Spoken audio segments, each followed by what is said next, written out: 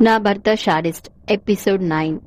నేను వెళ్లేసరికి అత్తయ్య కారాలు మిరియాలు నోరుతోంది. ఏమిటంత ఆలస్యం, కారెందుకు వద్దన్నావు అని అరిచింది. డాక్టర్ వాకింగ్ చేయమన్నాడు అని ఆమె మొహంలోకి చూశాను. నేను ఆశించిన భావాలు కనిపించాయి. ఒంట్లో ఎలా ఉంది అని అడిగింది. బావుంది అన్నాను. మరి డాక్టర్ దగ్గరికి ఎందుకెళ్లావు అని జయంతి వచ్చి ఆరగా అడిగింది. డైటీషియన్ దగ్గరికి వెళ్ళానులే, స్లిమ్ గా ఫిట్ గా ఉండడానికి అన్నాను.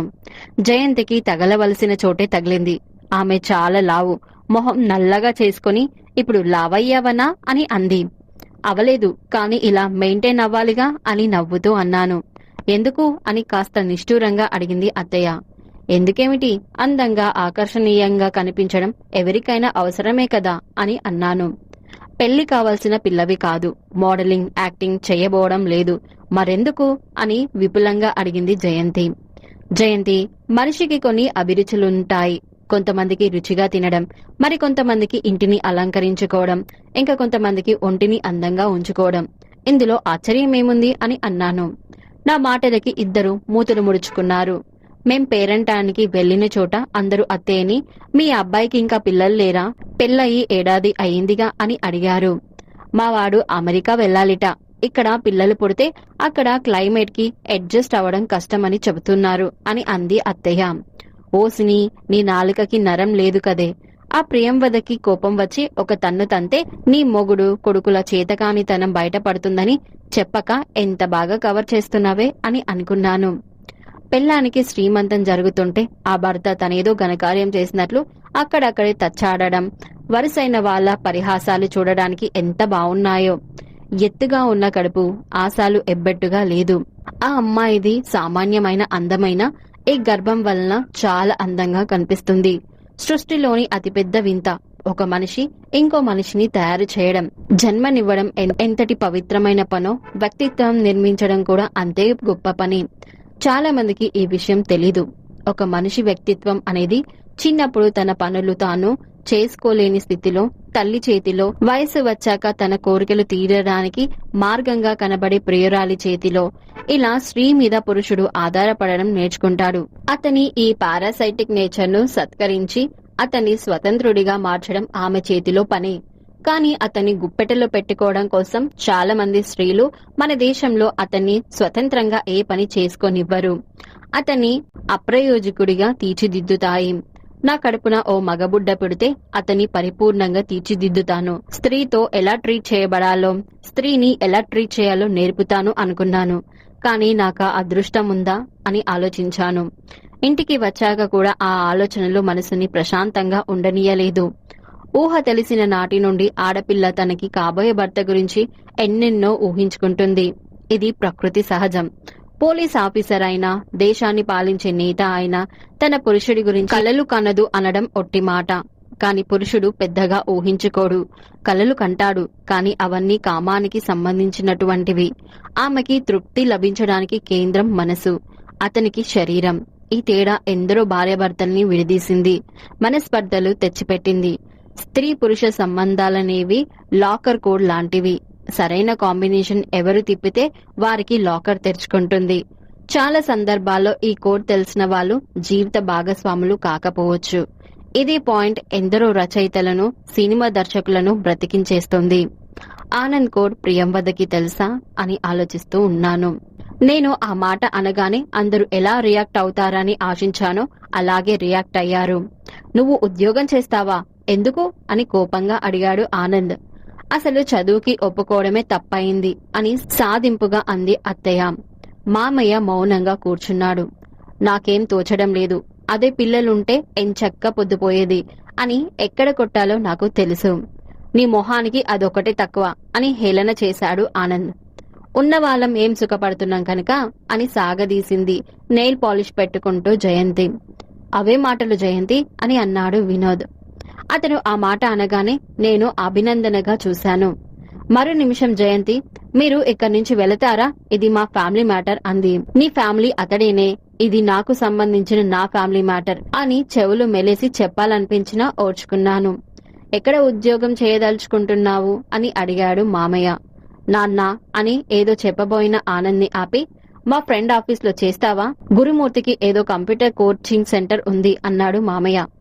ఎక్కడైనా సరే అని అన్నాను. నాకు స్వేచ్ఛ కావాలి. ఆ పంజరంలో రోజంతా బంధింపబడి ఉండి ఉండి పిచ్చెక్కుతుంది. మనిషి అన్నాక ఏదో ఒక వ్యాపకం ఉండాలి లేరా అన్నాడు ఆనంద్తో మామయ్య. కాని దాని తల తిరుగుడు కాలి తిరుగుడు నీకు తెలీదు అన్నాడు ఆనంద్.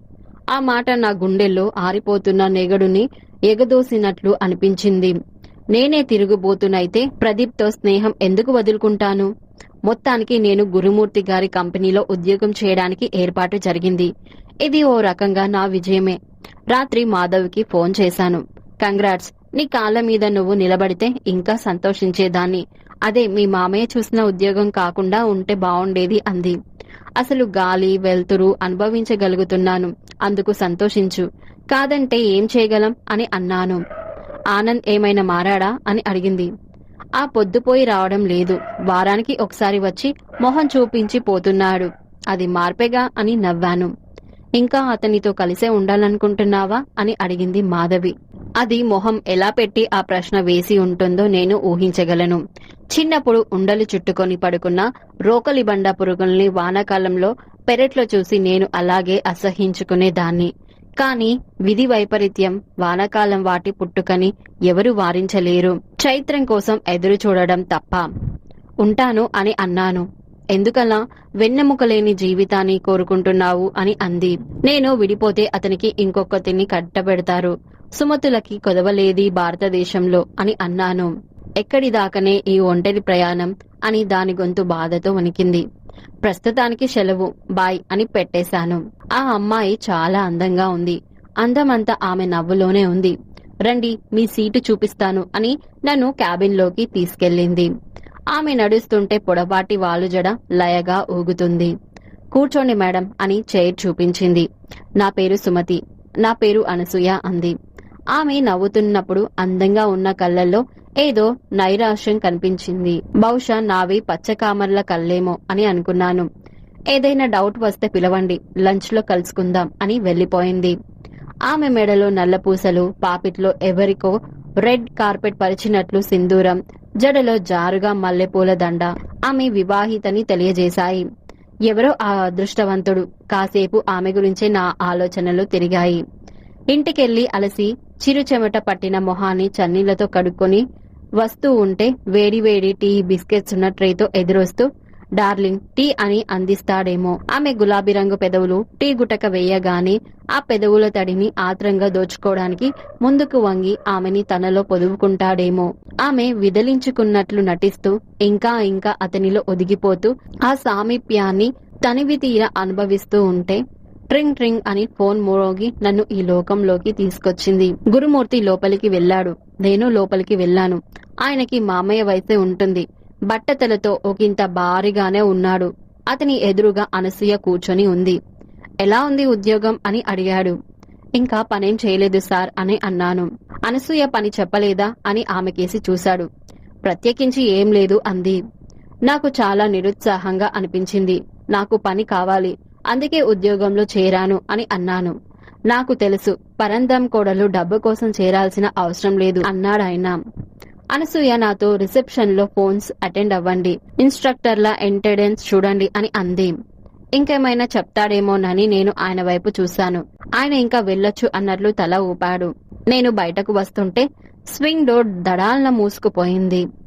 అనసూయ మాత్రం చాలా బిజీగా కనిపించింది. లంచ్ లో నాతో కలిసి తింటుందనుకున్నాను, కానీ గురుమూర్తి ఎక్కడికో వెళ్లాలంటూ తీసుకెళ్లిపోయాడు. స్టూడెంట్స్ ఆ రోజు నా వైపు కుతూహలంగా చూశారు. అంతమంది అబ్బాయిలని అమ్మాయిలని ఒక దగ్గర చూస్తుంటే యవ్వనమంతా అక్కడే కుప్పపోసినట్టుగా అనిపించింది. ఇంత అందమైన వయస్సుని దాటి ఎంత వేగంగా నిర్వీకార్య గృహకం వైపు పయనిస్తారీ ఆడపిల్లలు అనుకుని అందరి అదృష్టాలు నాలాగే ఎందుకుంటాయిలే అని నాకు నేనే చెప్పుకున్నాను. మీ వారు చాలా అదృష్టవంతులు అని మర్నాడు అనసూయకి ఈ కాంప్లిమెంట్ ఇవ్వకుండా ఉండలేకపోయాను. ఆమె అదే అందమైన నవ్వుతో ఎందుకు అని అంది. నీ ముఖం చూస్తుంటే ఇంకే పని చేయబుద్ధి కాదు అని అన్నాను. ఆయనకి కూడా అని నవ్వింది. నా ఊహ తప్పు కాదు, చాలా రొమాంటిక్ అయి ఉంటాడు. ఆ రోజు గులాబీ రంగు షిఫాన్ చీరలో జుట్టుని బంధించకుండా అలాగే వదిలేసిన ఆమె హుస్సేన్ కుంచె నుండి జారిపడ్డట్లు ఉంది. ఆమె కదులుతుంటే ఎవడికైనా గుండెల్లో జాకిర్ హుస్సేన్ తబలా వినబడాల్సిందే. రవిశంకర్ సితార్ మెట్ల గమకాలు ఆమె మాట్లాడే విరుపుల్లో ఉన్నాయి. చౌరాసియా వేణునాదం ఆమె విశ్వాసంలోంచి మధురనాదం పుట్టిస్తుంది. ఆమె ముచ్చటగా మూతి ముడిచి కళ్ళు చిన్నవి చేసి నవ్వుతుంటే ఎంత ముద్దు అన్న బాలమురళి గాన మాధుర్యం గుర్తొచ్చింది. నీ పేరేమిటి మేడం అని ఓ స్టూడెంట్ సాయంత్రం వచ్చేస్తుండగా అడిగింది. సుమతి అని అన్నాను. అనసూయ మేడంకి ఇంకా అటెండెన్స్ చూసే పని కూడా ఉందన్నమాట. ఎంతైనా లక్కీ అని అంది. కానీ బయట పనులు ఎక్కువే ఉంటాయి పాపం అన్నాను. ఆ అమ్మాయి నవ్వి అవును చాలా ఎక్కువ అని వెళ్ళిపోయింది. నేను ఆ అమ్మాయి నవ్వు అదోలా ఉండడం గమనించి ఆలోచిస్తూ ఉండగా డోర్ తీసుకొని ఓ పొట్టిగా పీలగా ఉన్న వ్యక్తి లోపలికి వచ్చాడు. అతను జుట్టుని అరిటాకుల మధ్య పాపిడి తీసి దువ్వాడు. కళ్ళు పుచ్చగింజల్లా ఉండి చంచలంగా అటు ఇటు కదులుతున్నాయి. పెడిమూతి, పెద్ద ముక్కు ఏదో వెతుకుతున్నట్లుగా చూస్తూ దగ్గరకొచ్చి అనసూయ లేదా అని అన్నాడు. అతను అలా ఏకవచనంతో సంబోధించడం నాకు నచ్చలేదు. అనసూయ గారా ఉన్నారు అని అన్నాను. పిలుస్తారా అన్నాడు. నేను ఇంటర్కామ్లో ఆమెతో మీకోసం ఎవరో వచ్చారు అన్నాను. అతను ఆమె వచ్చేలోగా అక్కడున్న చైర్లో కూర్చొని ఆగలేనట్లు సిగరెట్ వెలిగించుకున్నాడు. అనసూయ డోర్ తీసుకుని వస్తూ కొంగు సవరించుకుంది. ఆమె జడలో జారుగా పెట్టుకున్న మల్లెపూల దండ కూడా లేదు. అతని దగ్గరగా వెళ్లి నిలబడి ఏమిటి అని అంది. అతను లేచి నిలబడి నవ్వుతూ డిస్టర్బ్ చేశానా అని అన్నాడు. ఆమె ముఖంలో చిరాకు కనిపించింది. ఏమిటో త్వరగా చెప్పండి అంది. 500 కావాలి అర్జెంట్ అని అన్నాడు. ఆమె చేతిలో ఉన్న పర్స్ తెరిచి వెతికి ఇదిగో 200 ఇంతకన్నా లేవు అని అంది. నాకు 500 అవసరం, లోపల అడిగి తీసుకురా అని అతను కాస్త గట్టిగానే అన్నాడు. సభ్యత కాదని తల వంచుకొని పేపర్ చూస్తున్న నాకు అన్నీ వినిపిస్తూనే ఉన్నాయి. అతనంటే భరించలేని విసుగు కలిగింది. అయితే ఇక్కడే ఉండండి, ఇప్పుడే వస్తా అని ఆమె లోపలికి వెళ్ళింది.